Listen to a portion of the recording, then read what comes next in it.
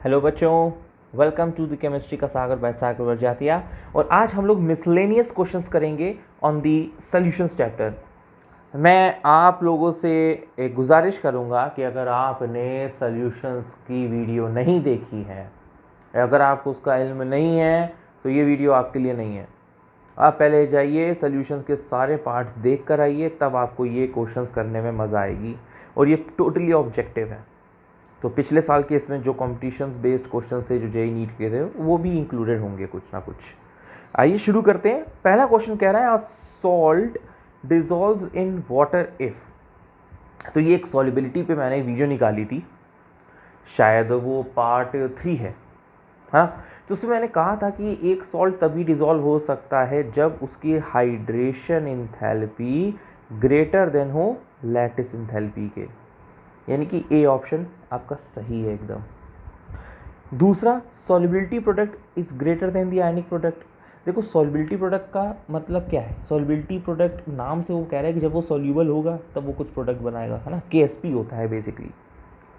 और ionic product मतलब वो भी आयंस में मौजूद है भी। अभी जैसे NaCl है तो NaCl का आयनिक प्रोडक्ट होगा Na plus into molar concentration of Cl minus. तो अभी ये टूटा नहीं है, टूट जाएगा, घुल जाएगा तो वो सॉल्युबिलिटी प्रोडक्ट बना देगा। तो अगर सॉल्युबिलिटी प्रोडक्ट आयनिक प्रोडक्ट से ज़्यादा होता है तब भी सॉल्ट डिजॉल्व हो जाता है। आयंस में फॉर्म हाइड्रोजन बॉन्ड, ये तो बिल्कुल सही ऑप्शन है कि अगर कोई भी वाटर मॉलिक्यूल जिसमें H और O हैं, अगर उसके साथ किसी भी तरीके से हाइड्रोजन बॉन्डिंग दिखला देगा with the help of FON तो वो आराम से डिजॉल्व हो जाएगा। यानी कि इसका जो ऑप्शन होगा वो डी होगा, ऑल ऑफ दी अबव। आप लोग इस शीट को डिस्क्रिप्शन बॉक्स में लिंक दिया है, वहाँ से जाके डाउनलोड कर सकते हैं और अपने सामने शीट रख सकते हैं ताकि आपको और भी ज़्यादा अच्छे तरीके से विजिबिलिटी रहे, आपको अच्छे से समझ में आए। और क्वेश्चंस अगर आप पहले से प्रैक्टिस करना चाहते हैं तो प्रैक्टिस भी कर लें। आइए नेक्स्ट क्वेश्चन की तरफ चलते हैं। नेक्स्ट क्वेश्चन कह रहा है if P0A and P0B are the vapor pressures of pure A and B। तो पता भी है कि P0A और P0B क्या होता है। और PA and PB are their partial pressures in the mixture, XA and XB are the mole fraction in liquid mixtures, YA and YB in the mole fractions in the vapor phase, and PT is the total vapor pressure, which of the following is the correct relation। देखो ये basically क्या कह रहा है, Raoult's law के बारे में बात कर रहा है। और ये चार इक्वेशंस जो दी हैं ये हमने आज तक पढ़ी नहीं है ना। ये जो आपने चार इक्वेशंस देख रहे हो ये हमने आज तक पढ़ी तो है नहीं है। और जब पढ़ी नहीं है तो हम क्या करेंगे भैया, हम लोग चारों को देखेंगे, सेटिस्फाई कराने की कोशिश करेंगे कि किस में सेटिस्फाई हो रहा है। तो जैसे हम पहली इक्वेशन उठाते हैं और इसको सॉल्व करने की कोशिश करें तो देखो बच्चों, YA का क्या मतलब हुआ। YA का मतलब होता है P0A XA upon total pressure.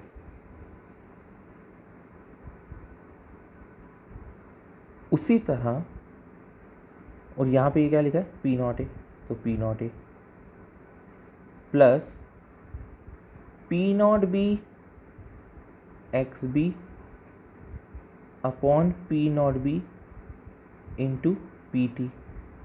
तो देखो P0B से P0B कटा, यहाँ P0A से P0A कटा,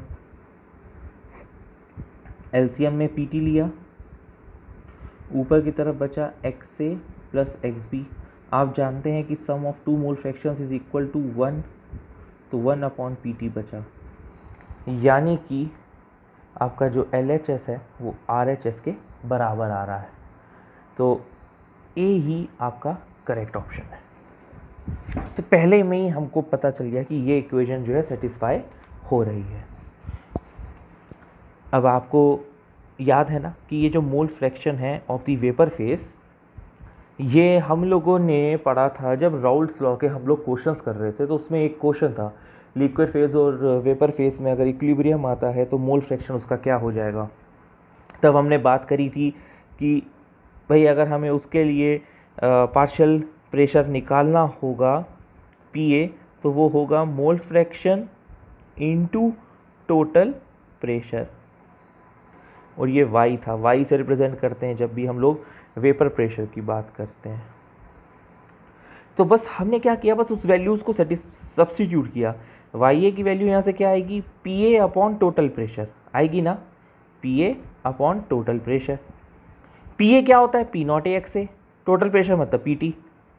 तो वाई ए की वैल्यू लिख दी P naught A into X A upon P naught A into P T. P naught A already था। सिमिलरली वाई बी की लिख दी P naught B X B upon P T, और P naught B already था। तो P naught B यहाँ cut गया, P naught ए यहाँ कट गया, एलसीएम लिया, पी टी आया, ऊपर क्या बचा था, X A plus X B, sum of two mole fractions is equal to 1, तो 1 अपॉन पी टी बच गया, यानी कि L H S equal to R H S आ गया। ऐसा और किसी में आप देख भी नहीं सकते हो, इसलिए सेकंड का जो करेक्ट ऑप्शन है वो क्या है, 1 है। आइए नेक्स्ट क्वेश्चन में चलते हैं। नेक्स्ट क्वेश्चन है आपका हेनरीज लॉ पे।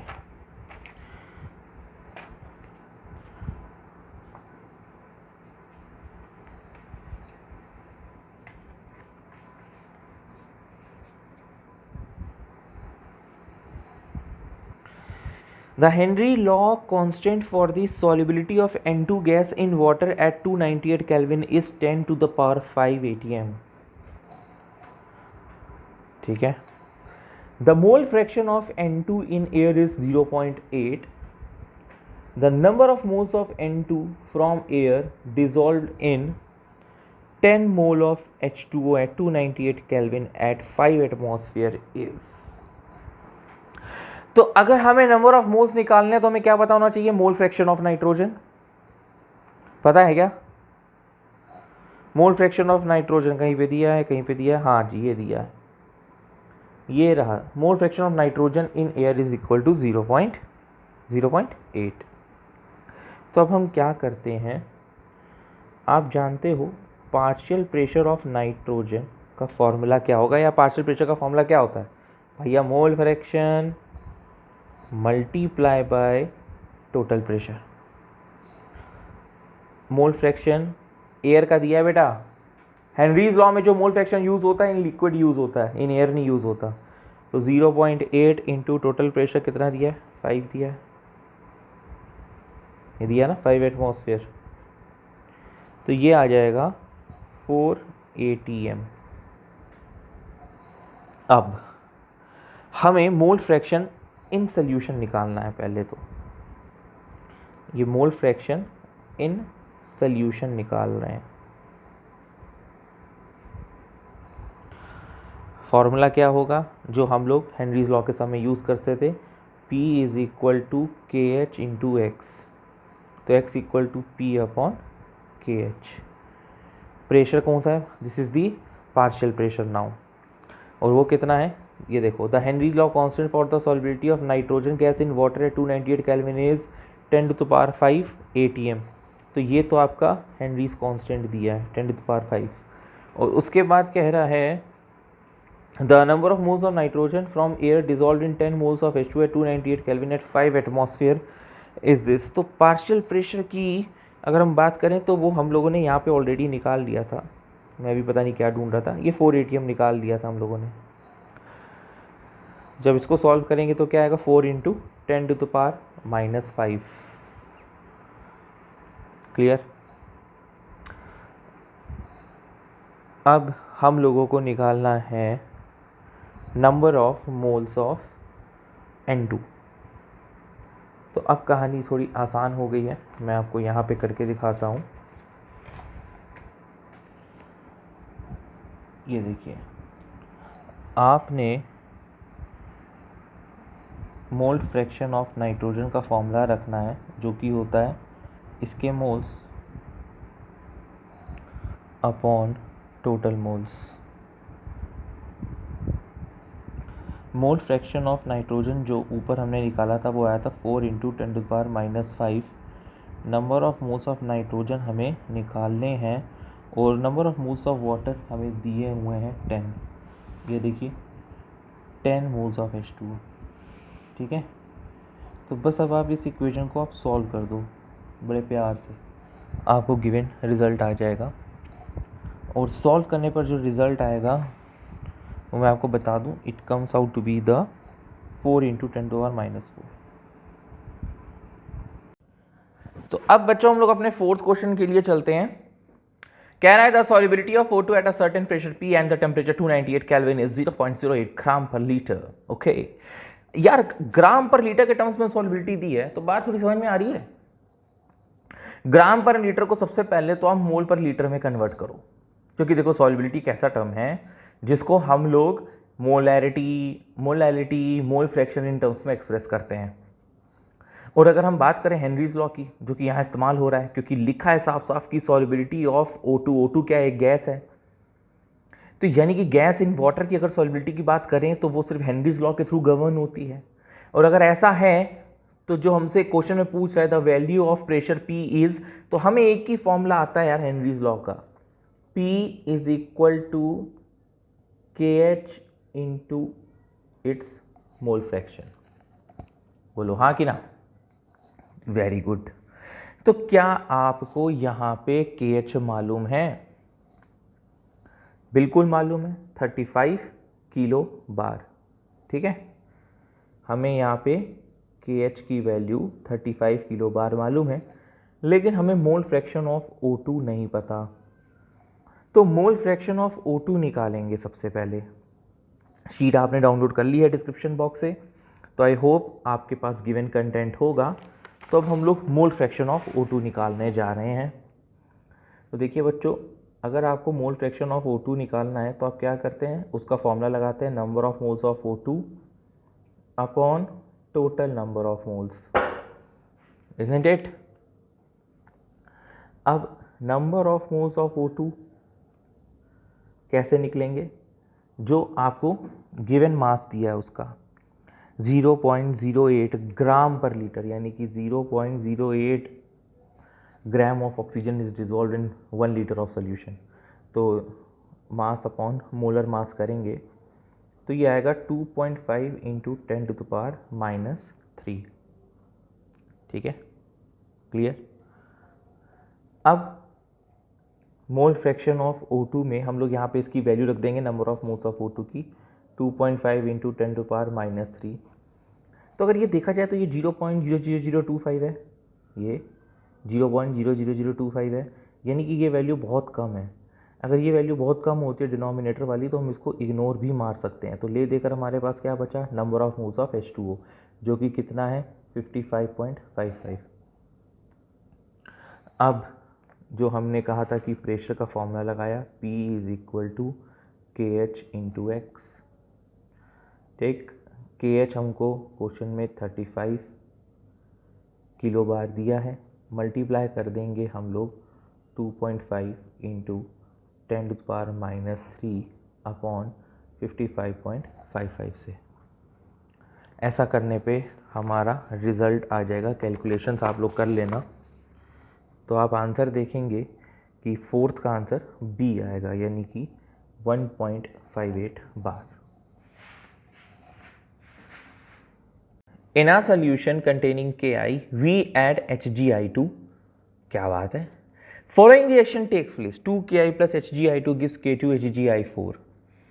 What will happen to the boiling point? तो देखिए, प्रोडक्ट के मोल्स कितने हैं? एक। भाई सिर्फ एक ही मोल प्रोडक्ट तो बन रहा है, तो टेंशन क्यों ले रहे हो इस बात पे? और टोटल रिएक्टेंट मोल्स कितने हैं? 2 + 1 3, यानी कि एसोसिएशन हो रहा है। और जब एसोसिएशन होता है तो आप जान रहे हैं, आप देख रहे हैं कि 3 मोल से 1 मोल हो रहा है, यानी कि the number of moles of solute decrease हो रहे हैं। और अगर number of moles of solute decrease हो रहे हैं तो बच्चों कोई भी कॉलिगेटिव प्रॉपर्टी क्या कहती है, या कॉलिगेटिव प्रॉपर्टी क्या होती है? कॉलिगेटिव प्रॉपर्टी वो होती है जो number of moles of solute पे डिपेंड करे। अब number of moles of solute कम हो रहे हैं तो बेटा कोई भी कॉलिगेटिव प्रॉपर्टी कमी होगी। ऑस्मोटिक प्रेशर कम हो जाएगा, एलिवेशन इन बॉइलिंग पॉइंट कम हो जाएगा, डिप्रेशन इन फ्रीजिंग पॉइंट कम हो जाएगा, relative lowering of vapour pressure भी कम हो जाएगा। लेकिन हमसे यहाँ पे बॉइलिंग पॉइंट के बारे में बात कर रहा है कि बॉइलिंग पॉइंट पे क्या फर्क पड़ेगा है। तो देखो बच्चों, यहाँ पे क्वेश्चन दो तरीके से पूछा जा सकता था। क्या है कि जो आपका एलिवेशन इन बॉइलिंग पॉइंट होता है उसका फॉर्मूला होता है T B minus T naught B, जहाँ पर ये होता है बॉइलिंग पॉइंट ऑफ सॉल्यूशन और ये होता है बॉइलिंग पॉइंट ऑफ सॉल्वेंट। ठीक है, तो आप देख रहे हैं कि जो एलिवेशन इन बॉइलिंग पॉइंट है वो बॉइलिंग पॉइंट ऑफ सॉल्यूशन के डायरेक्टली प्रोपोर्शनल है। यानी कि अगर colligative property elevation in boiling point आपकी डिक्रीज हो रही है तो बॉइलिंग पॉइंट ऑफ सॉल्यूशन भी आपका डिक्रीज होगा। यहीं पे मैं आपको एक नई चीज़ बताता हूँ, वो क्या है कि अगर आपको इसी क्वेश्चन में पूछा जाता कि फ्रीजिंग पॉइंट का क्या हुआ, तो delta T F is equal to T naught F minus T F. तो टी नॉट एफ क्या है? Freezing point of solvent. T F क्या है? Freezing point of solution. तो जो डेल्टा टी एफ है वो टी एफ के इन्वर्सली प्रोपोर्शनल है, माइनस साइन आ रहा है ना, तो जो फ्रीजिंग पॉइंट होता वो आपका बढ़ जाता। डेल्टा टी एफ कम हो रहा है तो फ्रीजिंग पॉइंट क्या होगा? किसका? सॉल्यूशन का, वो बढ़ जाएगा। तो सब चीज़ें कम होंगी, सिर्फ फ्रीजिंग पॉइंट बढ़ेगी। बॉइलिंग पॉइंट तो हमने बता ही दिया वो कम होगा। इस क्वेश्चन में क्या कह रहा है? Boiling point. मैंने फ्रीजिंग पॉइंट क्यों बता दिया? क्योंकि कभी कभार फ्रीजिंग पॉइंट से रिलेटेड भी क्वेश्चन आया है, तो इसमें आप कंफ्यूज मत होइएगा। समझ में आ रही है मेरी बात? पक्का? ठीक है, तो इस ऑप्शन में आप लोग क्या ऑप्शन मार्क करेंगे? फिफ्थ का आंसर होगा B. Now coming on to the next question, that is the question number 6। कह रहा है a sensitive toothpaste has a 0.1 gram F minus लिखा है। Okay, in 100 gram sample what is the ppm concentration? ppm मतलब parts per million. Okay, तो देखते हैं question कैसे सॉल्व होगा। हम लोग यहाँ पे 6th क्वेश्चन की बात कर रहे हैं। तो 100 ग्राम टूथपेस्ट में 0.1 ग्राम F माइनस है। तो पार्ट्स पर मिलियन मतलब 10⁻6 में 10⁻6 ग्राम टूथपेस्ट में कितना होगा? 0.1 अपॉन 100 इंटू 10⁻6। अरे बड़ा आसान क्वेश्चन था यार, ये तो देखने में लग रहा था बड़ा अजीब है, बड़ा आसान है ये। तो क्या है? ये तो 1000 आया। तो जो क्वेश्चन नंबर 6 है आपका, उसका आंसर है C. Coming on to the 7th question. तो चलिए बच्चों, 7th क्वेश्चन, ये क्वेश्चन मैं आप लोगों को वीडियो में भी करवा चुका हूँ, ये नीट में भी आया है, जेई एडवांस 2013 में भी आया है। उसको वीडियो में मैंने बहुत अच्छे से सॉल्व करवाया था और अभी भी देख लेते हैं। कह रहा for an ideal solution which is correct. Ideal solution याद है ना? आइडियल सोल्यूशन में, आइडियल सोल्यूशन तभी पॉसिबल है जब आप बहुत डाइल्यूट कोई चीज ले रहे हो, बहुत डाइल्यूट सोल्यूशन के बारे में बात कर रहे हो। क्योंकि आइडियल सोल्यूशन एग्जिस्ट होना एक हाइपोथेटिकल बात है, practically ideal solution does not exist. Ideal solution एक तरीके की वही बात होगी कि ये आइडियल गैस है जो कि एग्जिस्ट नहीं करती। तो बच्चों, आइडियल सोल्यूशन के लिए डेल्टा एच मिक्स 0 होता था। ठीक है, डेल्टा एच मिक्स 0 होता था, डेल्टा वी मिक्स 0 होता था, और वेपर प्रेशर सबका बराबर होता था, चाहे सॉल्यूट हो, चाहे सॉल्वेंट हो, चाहे सॉल्यूशन हो। क्योंकि जो फोर्सेस ऑफ इंट्रैक्शन थे between the solute and the solvent particles are assume to be same and so that of the solution. Solute और सॉल्वेंट का फोर्सेस ऑफ इंट्रैक्शन क्यों बराबर था? क्योंकि सॉल्यूट बहुत बहुत डाइल्यूट था। समझ रहे हो ना तुम लोग? Delta S mix is greater than 0 कह रहे हैं, एंट्रोपी ग्रेटर देन 0 है। ये हमने फैक्ट समझाया है आपको कि एंट्रोपी ग्रेटर देन 0 होएगी होएगी, डेल्टा एस मिक्स पॉजिटिव होएगा ही होएगा। क्यों? क्योंकि वो डेल्टा जी को नेगेटिव चाहता है। आप जानते हो कि delta G is equal to delta H minus T delta S. Gives free energy एक ऐसा फैक्टर होता है, एक ऐसा थर्मोडायनेमिक फैक्टर होता है जो ये कहता है अगर नेगेटिव मैं हूँ, अगर गिव्स फ्री एनर्जी नेगेटिव है तभी कोई प्रोसेस स्पॉन्टेनियस हो सकता है, वरना नहीं होगा। स्पॉन्टेनियस मतलब पॉसिबल, स्पॉन्टेनियस मतलब फीजिबल। ठीक है, तो डेल्टा जी को नेगेटिव बनाने के लिए जो ये इंट्रॉपी चेंज है ये पॉजिटिव होना चाहिए, क्योंकि देखो ये माइनस साइन लगा है, माइनस और पॉजिटिव माइनस ही रहेगा। जो डेल्टा एच होता है वो तुमने ज़ीरो लिया हुआ है, होता ही होता है डेल्टा एच में ज़ीरो आइडल केस के लिए। तो डेल्टा जी इस पर डिपेंड कर रहा है, इस माइनस पे। तो यानी कि टी डेल्टा एस का जो वो होना चाहिए प्रोडक्ट, वो क्या होना चाहिए, पॉजिटिव होना चाहिए। यानी कि ये भी ऑप्शन सही है, ये भी ऑप्शन सही है, ये भी ऑप्शन सही है, यानी कि all of this. Question number 8, if an azeotrope solution, azeotrope solution याद है ना, जिसका डेफिनेट कॉम्पोजिशन होता था और जो फ्रैक्शनल डिस्टिलेशन से अलग नहीं किए जा सकते, it has a constant boiling temperature. तो if an azeotrope solution has higher boiling point then boiling point of both the mixed liquids, it is the case of. अच्छा, मतलब जब दोनों चीज़ों को मिक्स कर रहे हैं और मिक्स करने के बाद बॉइलिंग पॉइंट एजियोट्रोपिक का ज़्यादा आ रहा है, यानी कि कौन सा केस है, मैक्सिमम बॉइलिंग एजियोट्रोप। और मैक्सिमम बॉइलिंग एजियोट्रोप कहाँ से मिलता था, negative deviation from Raoult's law, क्योंकि जिसका बॉइलिंग पॉइंट ज़्यादा होता है उसका वेपर प्रेशर कम होता है। Boiling point is inversely proportional to vapour pressure.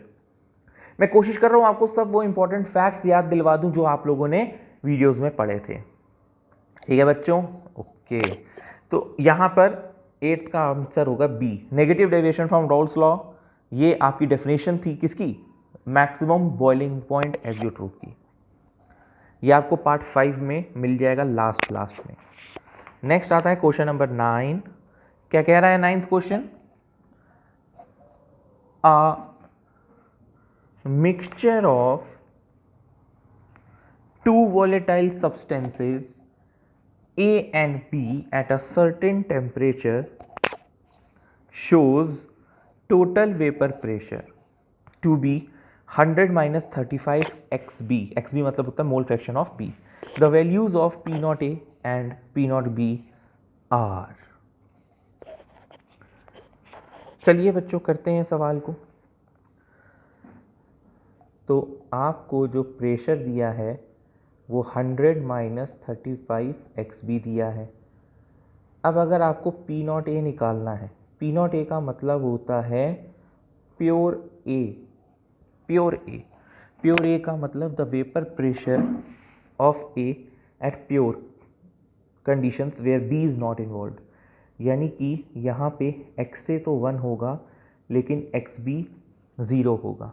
इस तरीके का भी क्वेश्चन मैंने आपको वीडियोस में करवाया है, लगभग सेम था। तो क्या करना है, अगर आप इस P को P नॉट ए की तरह एज्यूम करेंगे वो तभी मुमकिन होगा जब एक्स बी 0 होगा। यानी कि P नॉट ए क्या आ गया 100।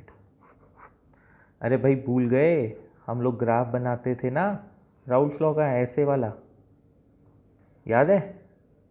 इसमें ये पॉइंट होता था x equal to 1, x equal to 0, X B equal to 1। ये होता था x इक्वल टू 1, ये होता था एक्स बी इक्वल टू 0। और इस कोऑर्डिनेट के खिलाफ ये जो बात होती थी P नॉट ए की और ये होती थी P नॉट बी की। तो P नॉट ए के कोऑर्डिनेट्स क्या है, एक्स ए 1 है और एक्स बी क्या है 0 है। तो बस मैंने इसी चीज़ का ध्यान रखते हुए ये बात कही है। आपको दिख नहीं रहा होगा, ये देखिए, ये मैं समझा रहा हूँ कि ये ग्राफ जब हम लोग राउल्ट्स लॉ का पढ़ते हैं तो P नॉट ए के करस्पॉन्डिंग क्या है, एक्स ए इक्वल टू 1 और एक्स बी इक्वल टू 0। तो एक्स ए इक्वल टू 1 या X B equal to 0 put कर दो, तो एक्स बी अगर 0 पुट हो गया तो ये P नहीं रहेगा, ये P नॉट ए हो जाएगा। तो P नॉट ए की वैल्यू क्या आ गई, 100 माइनस 35 इंटू 0 यानी कि 100। अब हम लोग इसी तरह कैलकुलेट कर देंगे P नॉट बी को। तो P नॉट बी देखो बच्चों कैसे आएगा, P नॉट बी का मतलब होगा कि यहाँ पे एक्स बी 1 होगा और जो आपका एक्स ए होगा वो 0 होगा। तो जो आपकी रिलेशन है P is equal to 100 minus 35 X B, उसमें जब एक्स बी को पुट कर दोगे, एक्स बी को 1 पुट कर दोगे तो ये P नॉट बी के बराबर आ जाएगा।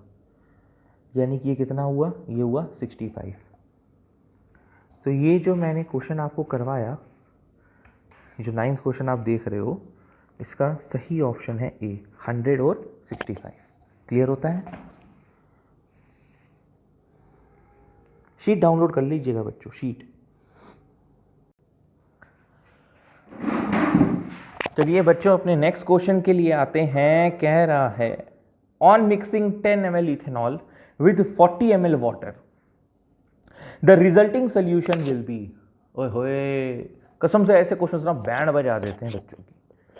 अगर छोटी सी चीज याद है, क्या कि इथेनॉल और वाटर की जब भी बात आती है तो ये होते हैं non ideal solutions which shows positive deviations from Raoult's law.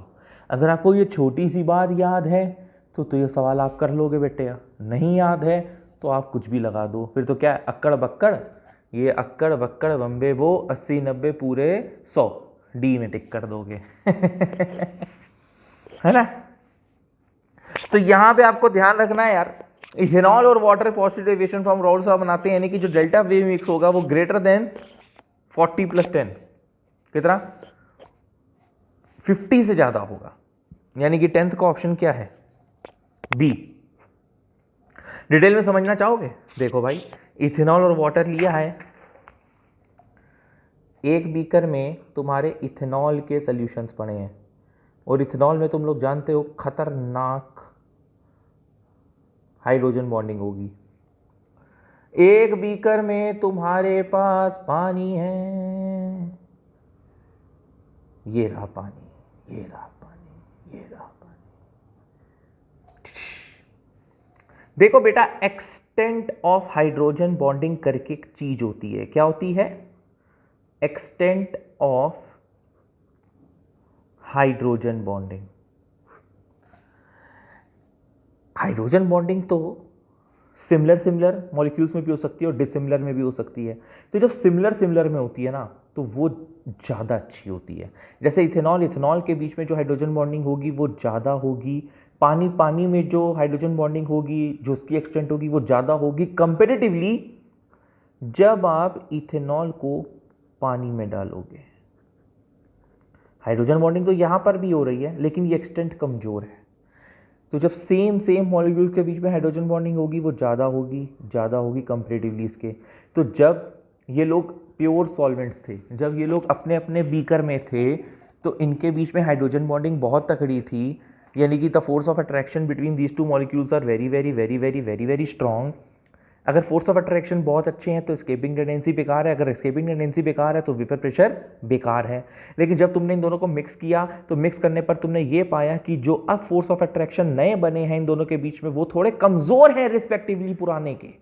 मैं ये नहीं कह रहा हूं बेकार हैं, अच्छे हैं, लेकिन कंपेरेटिवली पिछलों के कमजोर हैं।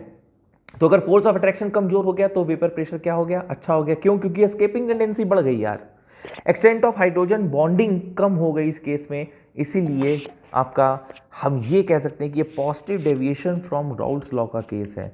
और अगर positive deviation from Raoult's law का केस है तो उसमें आप जानते हैं कि वेपर प्रेशर आपका बढ़ जाता है, डेल्टा वी मिक्स पॉजिटिव होता है, डेल्टा एच मिक्स पॉजिटिव होता है।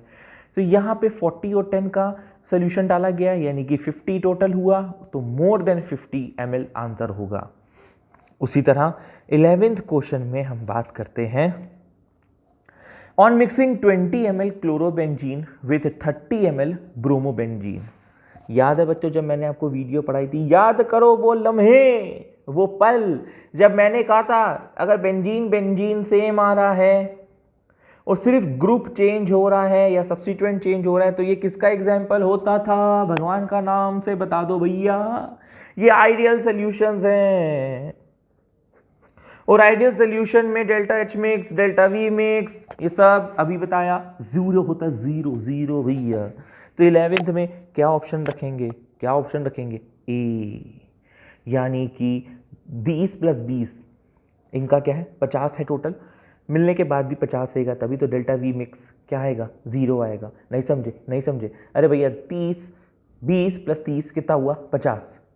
मिक्स करने के बाद भी क्या आया, 50। तो चेंज इन वॉल्यूम मिक्स कितना आया, 0। इसलिए डेल्टा वी मिक्स यहाँ क्या आएगा, 0 आएगा। या ये कह लें कि बाद में भी 85 ml बना, ना कम हुआ ना ज़्यादा हुआ। Question number 12। तो यार ये जो 10th और 11th क्वेश्चन करवाए ना, इसको इंपॉर्टेंट मार्क कर लो। ऐसे क्वेश्चन नीट और जेईई में काफ़ी पूछे जाते हैं। चलिए क्वेश्चन नंबर 12 की तरफ प्रस्थान करते हैं। अरे बाबा ग्राफ आ गया, और ग्राफ से अक्सर बच्चों की मतलब बैंड बच जाती है यार। तुम लोग ना बहुत उल्टा सीधा समझते हो। तो देखो, सॉल्युबिलिटी वर्सेस टेम्परेचर का ग्राफ दिया है, ठीक है, जिसमें जो डेल्टा एच है वो लेसर देन 0, ये भी दिया है। और बस इतना देने के बाद कह रहा है ABCD ऑप्शन पे चाहूँ। यार ये भी कोई बात हुई। चलो बच्चों याद करो सॉल्युबिलिटी के पल। सॉल्युबिलिटी और टेम्परेचर के बीच में क्या रिलेशनशिप हुआ करती थी, पहचानो, आराम से सोचो। सॉल्ट की बात कर रहा है तो जितने भी सॉल्ट्स होते हैं जनरली वो सॉल्युबिलिटी के इन्वर्सली प्रोपोर्शनल होते हैं जब टेम्परेचर और सॉल्युबिलिटी की बात आती है। यानी कि टेम्परेचर बढ़ाने पर सॉल्युबिलिटी घटती है। तो कर्व कौन सा होगा, इसी तरीके का हाइपरबोला कर्व होगा ये, ठीक है ना, कि जैसे जैसे आपका टेम्परेचर बढ़ रहा है वैसे वैसे धीरे धीरे आपकी सॉल्युबिलिटी घट रही है। तो ये क्यू ऑप्शन यानी कि ऑप्शन बी। कितना आसान था ना। Binary solution is prepared by mixing N-heptane and ethanol. Which one of the following statements is correct regarding the behavior of the solution? पढ़ लो भाई, ऑप्शंस तो आपके पास भी दिए हैं, पढ़ लिए। कौन सा ऑप्शन आपको सही लग रहा है बोल दो यार, हम सुन रहे हैं तुम लोगों को, तो आए मन से जुड़े हैं हम। आप जानते हैं जब हेप्टेन को तुम लोग इथेनॉल के अंदर डालोगे तो देखो, अभी हमने बताया था इथेनॉल के अंदर हाइड्रोजन बॉन्डिंग होती है, तो हेप्टेन जब इसके अंदर घुसेगा तो इथेनॉल के हाइड्रोजन बॉन्डिंग को कम करेगा। और जब दो मिक्सचर आपस में मिलकर रिजल्टेंट बॉन्ड्स जो बनाएंगे वो कमजोर बनाएंगे, तो वो किसका केस है, positive deviation from Raoult's law का केस है ना। तो 13 का ए ऑप्शन देखो, solution is non ideal showing positive deviation from Raoult's law. AIEEE 2009 का क्वेश्चन है, अब तो AIEEE बंद हो गया। Next, the measured value of a colligative property is higher than the expected value when. तो ये पार्ट 10 की बात हो रही है। किसकी, पार्ट 10 की। जब हमने अब नॉर्मल और नॉर्मल मॉलिक्यूलर मास पढ़ा था, या एक्सपेरिमेंटल या ऑब्जर्व कॉलिगेटिव प्रॉपर्टी के बारे में पढ़ा था, कि हमने पढ़ा था कि जो वेंट ऑफ फैक्टर होता है वो आई से डिनोट होता है, और वो ये बताता है the extent to which the particular solute can dissociate और associate in a particular solvent. तो तभी आपकी जो मेजर्ड वैल्यू होती है कॉलिगेटिव प्रॉपर्टी की और एक्सपेक्टेड वैल्यू जो होती है वो बदल जाती है। तो वो कह रहा है हायर हो रही है, वो तभी पॉसिबल है जब सॉल्यूट मॉलिक्यूल डिसोसिएट होगा, क्योंकि वो जब डिसोसिएट होगा तो number of moles of solute बढ़े हुए आएंगे, ठीक है, हायर। चलिए बच्चों, नेक्स्ट सेट ऑफ क्वेश्चन ताज़ा आपके लिए पेशकश करता हूँ मैं, सागर जातिया। अभी तक आपने अगर मेरा चैनल को सब्सक्राइब नहीं किया है तो प्लीज़ सब्सक्राइब कर लीजिए, ताकि लेटेस्ट नोटिफिकेशंस आपको जल्द से जल्द प्राप्त हो। Which of the following is not a colligative property, बताओ भाई। ये भी डिस्कस किया था मैंने ना। लोअरिंग ऑफ वेपर प्रेशर, पकड़ा गया, पहले ही ऑप्शन टिक करो भैया। Relative lowering of vapour pressure होता है sir ji, lowering of vapour pressure नहीं। बाकी हाँ, lowering of freezing point, depression freezing point एक ही बात है। एलिवेशन ऑफ बॉइलिंग पॉइंट, ठीक है सर। ऑस्मोटिक प्रेशर ये भी होती है sir. Next, for equal molar concentration of glucose, NaCl, BaCl2 and AlCl3 the decreasing order of measured colligative property is. चलो बच्चों देखो, इस सवाल का मुझे इंतजार था। क्या कह रहा है, ये कह रहा है कि आपके पास एक AlCl3 दिया है, आपके पास BaCl2 दिया है, आपके पास NaCl दिया है, और आपके पास ग्लूकोज दिया है, और इन सब का जो मोलर कंसेंट्रेशन है MC, कुछ और ना समझना, मोलर कंसेंट्रेशन ही है ये, जो मोलर कंसंट्रेशन दिया है वो सेम दिया है। तो अगर सेम दिया है तो किस हद तक कोई चीज़ टूट सकती है? AlCl3 टूटेगा Al3 plus plus 3Cl minus में, यानी कि इसका जो I होगा वेंट ऑफ फैक्टर वो 4 होगा। उसी तरह BaCl2 टूटेगा Ba2 plus plus 2Cl minus में, इसका I जो होगा वो 3 होगा। इसका I जो होगा Na plus plus Cl minus वो 2 होगा, और इसका ग्लूकोज जो होगा वो 1 होगा। तो जो जितना ज़्यादा I की वैल्यू लाएगा वो उतना ज़्यादा कोलिगेटिव प्रॉपर्टी दिखाएगा, चाहे वो कोई भी हो, रिलेटिव लोवरिंग हो, एलिवेशन इन बॉइलिंग पॉइंट हो, डिप्रेशन इन फ्रीजिंग पॉइंट हो, चाहे ऑस्मोटिक प्रेशर हो। तो सबसे ज़्यादा कोलिगेटिव प्रॉपर्टी LCl3 की होगी, फिर BaCl2 की, फिर NaCl की, फिर ग्लूकोज की। तो 16th का ऑप्शन बी है। Next 17th, FeCl3 reacts with KCNS to give blood red colored FeCNS3. If FeCl3 of 1 molar concentration is separated from KCNS of 10 molar concentration by SPM, SPM का concept कहाँ आता था बच्चों? Osmosis में, यानी कि यहाँ पे ऑस्मोसिस वाला कॉन्सेप्ट लगेगा। Which side can we expect the appearance of the red color? तो यार पहले तो तुम लोग क्वेश्चन का मतलब समझने की कोशिश करो, ये कहना क्या चाह रहा है ना। जब तक क्वेश्चन नहीं समझ में आएगा तब तक जीवन में हमारे बाधाएं आती रहेंगी। एक बीकर है, एक बीकर के बीच में SPM नाम की चीज़ है, ठीक है। FeCl3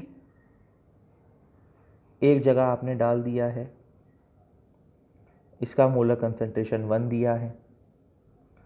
एक तरफ आपने KCNS एक सॉल्यूशन जिसका मोलर कंसंट्रेशन 10 दिया है। अब आप हमें ये बता रहे हैं, आप हमसे ये पूछ रहे हैं कि किस साइड में हमको रेड कलर मिलेगा, क्योंकि जब FeCl3 क्वेश्चन में गिवन है KCNS के साथ मिलता है तो वो ब्लड रेड कलर कंपाउंड बनाता है FeCNS होल क्यूब। तो देखो भाई, लोअर कंसंट्रेशन इसका है, लोअर कंसंट्रेशन, और हायर कंसंट्रेशन इसका है, यानी कि हम ये कह सकते हैं, ऑस्मोसिस की अगर डेफिनेशन याद हो, it moves from the lower concentration to higher concentration, याद है ना, यानी कि इधर से इधर की तरफ जा रहा है। अब अगर इधर से इधर की तरफ जा रहा है तो मेरे हिसाब से KCNS के साइड में आपका मॉलिक्यूल्स वो होना चाहिए, रेड कलर बना देना चाहिए, ठीक है मेरे बच्चों।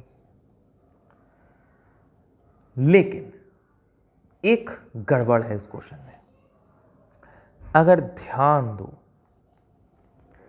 हमारे पास FeCl3 रिएक्ट्स विद KCNS, बेटा ये आपका सॉल्वेंट है, ये आपका सॉल्यूट है। SPM नाम की जो चीज़ होती है वो सिर्फ सॉल्वेंट मॉलिक्यूल्स को पास करवाती है, हाँ कि ना। इस सेटअप के हिसाब से और मोलर कंसंट्रेशन के हिसाब से कौन मूव हो रहा है? FeCl3 मूव हो रहा है भाई। जो बात है तो है, लोअर कंसंट्रेशन से हायर कंसंट्रेशन जा रहा है। जाना किसको चाहिए था? KCNS को। जा कौन रहा है? FeCl3, क्योंकि FeCl3 यहाँ पे सॉल्यूट है, यानी कि हमारा ऑप्शन होगा नाइदर साइड। है ना बढ़िया दमदार क्वेश्चन, एकदम करारा करारा, ये सिर्फ आपके लिए है बेटा, ठीक है। तो याद रखना, अगर आपने इस बात से चूक कर दी होती कि यार FeCl3 यहाँ पे सॉल्यूट और सॉल्वेंट इन दोनों के बीच में अगर आपने लोचा कर दिया होता तो आपने ये ऑप्शन टिक कर दिया होता ऑन KCNS साइड इस कंडीशंस के हिसाब से। लेकिन आपने ध्यान दे दिया, क्या ध्यान दे दिया कि यार FeCl3 यहाँ पे सॉल्यूट की तरह एक्ट करता है और KCNS यहाँ पे सॉल्वेंट की तरह एक्ट कर रहा है। ये इस पे डाला जा रहा है, ये सॉल्यूट है, ये सॉल्वेंट है, ये कम है, ये ज़्यादा है, जो कम होता है वो सॉल्यूट होता है। समझ में आई बात?